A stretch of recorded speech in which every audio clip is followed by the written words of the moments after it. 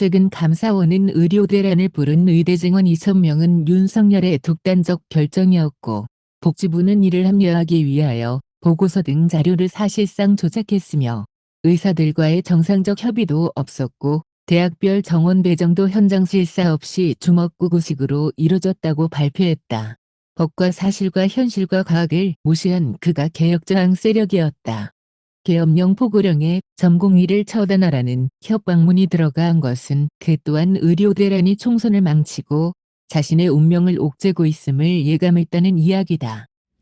조갑제 TV 시청자 여러분 안녕하십니까. 2024년 12월 2일 오후 1시입니다. 윤석열 대통령은 개혁 독점 세력입니다. 개혁 이야기를 윤석열 대통령처럼 많이 하는 역대 대통령도 참 드물었습니다. 그런데 이 개혁이란 말은 너무 과격한 용어입니다. 그냥 뒤집어 엎는다는 겁니다.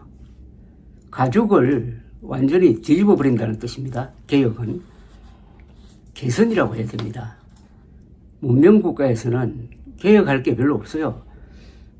조금씩 바로잡는 거, 점진적으로 신중하게, 그리고 과학과 법과 사실에 입각해서 이런 겸손한 자세를 가져야 성공하게 됩니다. 개혁한다고 해서 성공한 경우는 우리나라에서 그렇게 많지 않습니다. 그런데 윤석열 대통령은 개혁이라는 이야기를 하면서 꼭 거기에 반대하는 세력을 개혁 저항 세력이라고 부릅니다.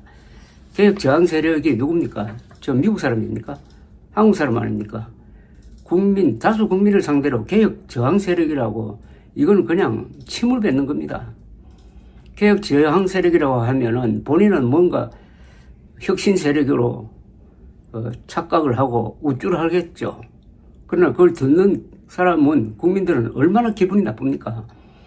개혁 저항 세력으로 국민들을 몰아가면서 한다는 개혁이 기껏 이 의료 사태입니다. 의료 사태는 출발점이 되는 2,000명 늘리기는 그게 근거가 없는 것으로 이미 밝혀졌습니다. 그걸 추진하는 과정에서 의사들을 설득하지도 않고 그냥 일방적 통보식으로 했습니다. 개혁을 하려면은 선진적 방법으로 해야 될 것 아닙니까? 이렇게 명령식으로 했습니다. 이거는 개혁이 아니죠. 선진적인 것이 아니라 완전히 봉건적 잔재입니다, 이게. 국민들에게 개혁하라고 명령하는 것은 저 가보경장처럼 과거 시험도 없애고 상투도 자르고 하는 그런 식이지, 다수 국민과 의사들 전부가 지금 관계되어 있는 생명의 문제입니다. 생명의 문제에 대해서 이래라 저래라 명령을 한다는 것은 그것은 전제 봉건 체제의 행태입니다. 그런데도 자신을 개혁 세력이라고, 즉 선진 세력이라고 자칭하고 있습니다. 이왕 말이 나왔으니까 윤석열 대통령이 그렇게 이야기를 하니까 윤석열 대통령이 과연 개혁 세력인지 의사들이 과연 개혁 저항 세력인지 한번 따져보겠습니다. 역사적 또는 이념적 잣대를 가지고 어떤 정치인이나 어떤 정치 세력의 행동을 평가하는 것은 매우 중요합니다. 그게 좀 너무 대충 편가르게 한다는 비판을 받을 수도 있지만은, 일단은 이 정치적 행동의 성격을 역사적 관점에서 평가하는 하나의 중요한 잣대가 된 것입니다. 우선 의사라는 존재가 어떤 존재인지를 한번 명확하게 규정하고 평가를 해야 됩니다. 의사는 사람 생명이 태어날 때, 아플 때, 죽을 때 곁에 있는 사람입니다. 그런 체험에서 습관적으로도 인간을 사랑하게 되어 있습니다. 인간에는 모든 도덕의 출발점입니다. 의사는 개개 생명의 존엄성을 체감한 사람들이므로 자유민주주의자일 수밖에 없습니다. 한국에서 가장 잘 조직된 보수 세력은 군인, 기업인, 기독교인, 의사들일 것입니다. 의사는 칼을 들고 군인은 총을 들고 사람들 생명을 지킵니다. 그래서 대체 불가능 직종입니다. 전쟁을 하든지 의료 정책을 펴든지 우선적으로 군인과 의사들의 의견을 존중할 수밖에 없습니다. 군인이 모두 반대하는 전략으로 이길 수 없듯이 의사들 전부가 반대하는 정책으로는 절대로 성공할 수가 없습니다. 정치인과 관료들이 의사들에게 명령하는 제도는 민간인이 군인들에게 명령하는 것과 같습니다. 전문가의 자존심을 약화시켜 프로 정신을 해체하면은 생명 보호에 도움이 되지 않습니다. 군인과 의사들을 무시한 결과는 인명 손실로 돌아오게 되어 있습니다. 전공의 수련과 의대 교육이 중단된 것은 비교하면은 전쟁 중에 장교 양성기관이 문을 닫은 것과 같습니다. 의료전선의 최전방인 응급실과 수술실의 파행으로 초과 사망이 지금 진행되고 있습니다.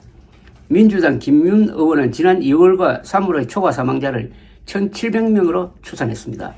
주로 중증 응급 환자들입니다. 변호사가 없어도, 기자가 없어도, 관료가 없어도, 정치인이 없어도, 심지어 군인이 없어도 생명 유지엔 당장 지장이 없습니다. 농민도, 노예도, 상공업자도, 군인도, 종교인도, 지식인도 작당하여 반란, 혁명, 쿠데타, 정변을 일으켰지만 의사들이 그렇게 한 적은 인류 역사상 한 번도 없었습니다. 인명을 최고의 가치로 여기는 이들이기 때문일 것입니다.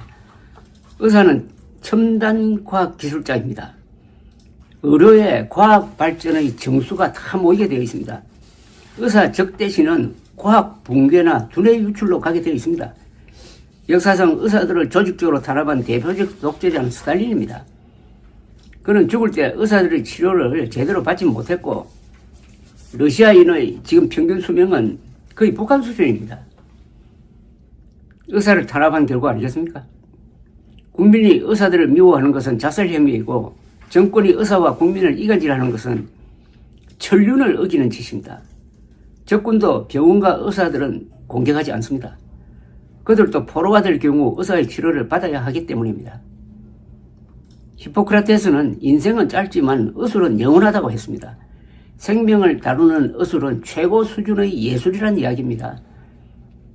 종교인이 성직자라면 의사도 성직자입니다. 기자 선생님, 과장 선생님은 어색하지만 의사 선생님은 자연스러운 이유입니다. 한국인들의 삶에서 가장 극적인 문명개화는 갑신정변 직후 미국 개신교 선교사들이 서양식 병원을 열고 성경을 한글로 번역하고 교회에서 처음으로 투표로 장로를 선출하는 한편 여자 학교를 만들면서 시작이 되었습니다. 의사와 의술은 새 문명 건설의 선봉이었습니다. 한국인 만들기의 저자 함재봉 박사는 이렇게 썼습니다. 급진개화를 꿈꾸며 정변을 일으켰다가 실패하면서 주살된 역적 우정국 총판 홍영식의 집이 미국 개신교의 본거지이자 조선 최초의 근대병원 광해원이 된다. 광해원은 1885년 4월 9일 20명의 외래 환자와 3명의 외과 수술 환자를 받으면서 개원한다. 갑신정변이 일어난 지 불과 4개월 만의 일이었다. 갑신정변 때 칼을 맞은 정권 실력자 민영익을 호러스 알렌 선교사, 의사이기도 했습니다. 선교사가 치료해 준 것이 계기가 되어 병원, 학교, 교회를 매개로 하는 친미 기독교파의 서양식 근대화가 시작된 것을 함재봉 박사는 신의 한 수라고 표현했습니다. 고종이 병원으로 쓰라고 준 집을 알렌이 인수하러 갔더니 그 바닥은 유혈이 낭자하고 약탈된 상태였다고 합니다. 139년 전 피바다 속에서 시작된 한국의 근대 의료는 친미 기독교 세력이 주도한 근대화의 길을 열었으며 기원전 5세기 그리스 사람 히포크라테스 이후 2500년간 축적된 서양 의술을 따라잡고 세계에서 가장 편리한 저비용 고효율의 한국 의료제도를 만드는 데 성공했으며 한국은 덕분에 세계 최장수국이 되었습니다. 작금의 의사들에 대한 윤석열 정권의 적대적 정책은 사실, 과학, 헌법 그리고 개인의 자유를 무시하고 진행되고 있다는 점에서 역사 발전의 측면에서는 수구 반동적이고 이에 대한 전공의와 의대생들의 저항은 민주화 투쟁의 측면이 있습니다. 진짜 개혁 저항 세력은 윤석열입니다. 윤석열 대통령과 그를 무조건 따르는 이 세력이 수구 반동 세력입니다. 감사합니다.